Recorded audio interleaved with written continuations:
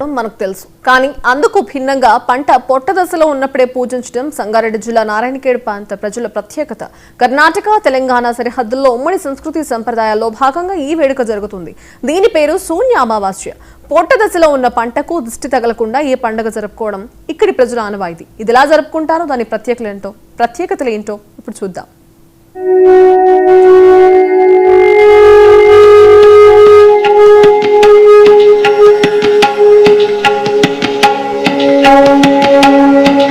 సంగారెడ్డి జిల్లా నారాయణఖేడ్ నియోజకవర్గంలో తెలంగాణ, కర్ణాటక సంస్కృతి సాంప్రదాయాలు కలగలిపి పాటిస్తూ ఉంటారు. నారాయణఖేడ్ సరిహద్దు ప్రాంతాల్లో వ్యవసాయ కుటుంబాలు విశేషంగా జరుపుకునే శూన్య అమావాస్య వేడుకలు శుక్రవారం నాడు భక్తి శ్రద్ధలతో జరుపుకున్నారు.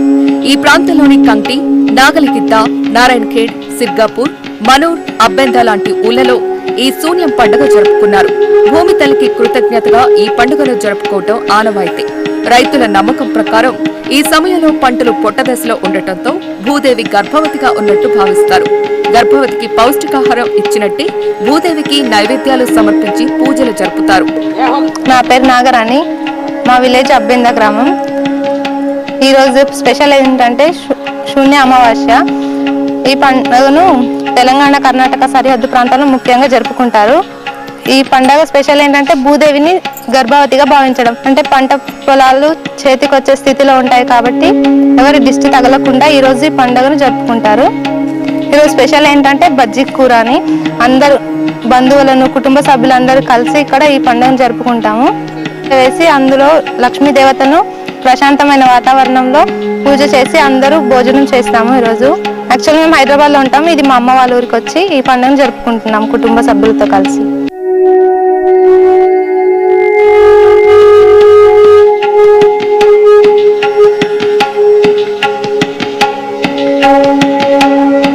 దుష్టశక్తులు దిష్టి పంటపై పడకుండా ఉండాలనే ఈ పూజలు చేస్తున్నామంటున్నారు. ఈ పండుగ కోసమే హైదరాబాద్ నుంచి కూడా సొంత ఊళ్ళకు వస్తున్నారు. కుమార్, మాది పైడిపల్లి అబ్బెంద. ఈ విలేజ్ లో మా అత్తగారు ఉంటుంది. మేము హైదరాబాద్ నుంచి రావడం జరిగింది.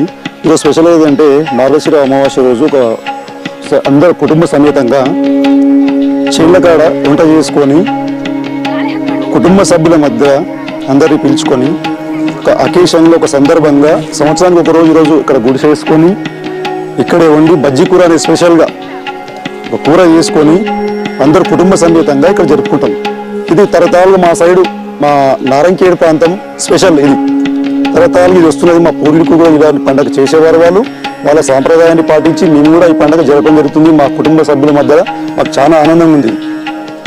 ఎంతో బిజీ ఉన్న హైదరాబాద్ లైఫ్లో ఈరోజు ఇక్కడ వచ్చి మేము ఈ పండుగ జరుపుకుంటున్నాం ప్రత్యేకంగా.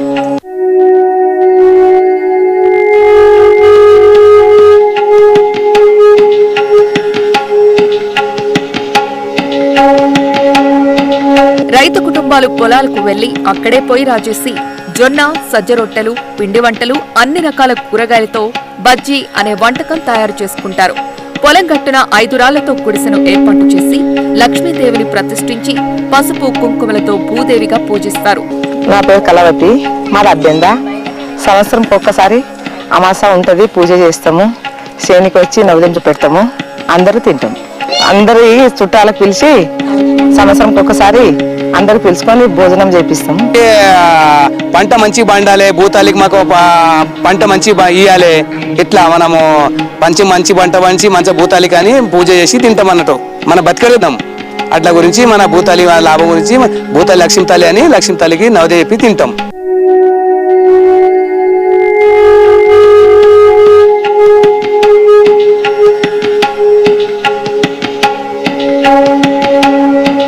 మొత్తానికి ఇలా పంటకు దిష్టి తగలకుండా ప్రత్యేక పూజలు చేశాక కుటుంబ సభ్యులు, గ్రామస్తులు అందరూ కలిసి భోజనం చేయటంతో అనుబంధం మరింత బలపడుతుందని చెబుతున్నారు. భూమిని దైవంగా భావించే భారతీయ రైతుల విశ్వాసానికి ఈ శూన్య అమావాస్య పండుగ ప్రతీకగా నిలుస్తోంది.